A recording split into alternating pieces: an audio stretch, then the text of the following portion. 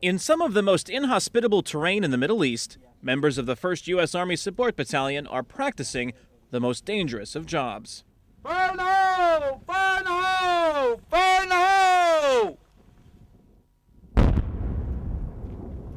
Here in the Sinai is not that stressful because we're here to maintain the peace between two countries, but in another countries like Iraq and Afghanistan, we have IEDs, improvised explosive device, that we have to take care of it, and that makes the job really stressful.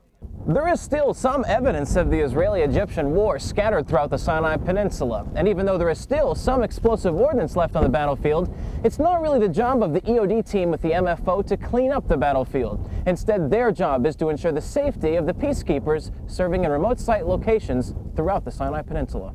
Some of those sites have had hazardous areas documented on them, minefields and battlefields where there were unexploded ordnance found in the past.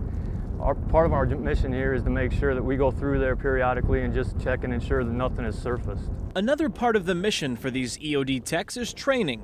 One of the added benefits of peacekeeping in the Sinai is working in a multinational environment. The most challenging part about the job here is interacting with the international contingents, overcoming the language barrier problem. Diplomacy and foreign relations are at the forefront of this training exercise with the Colombian Army. It's only by coincidence that Staff Sergeant Soto, a native of Puerto Rico, is able to bridge the gap between these Colombian soldiers and his EOD team. They speak different than other nationalities. It's a different dialect.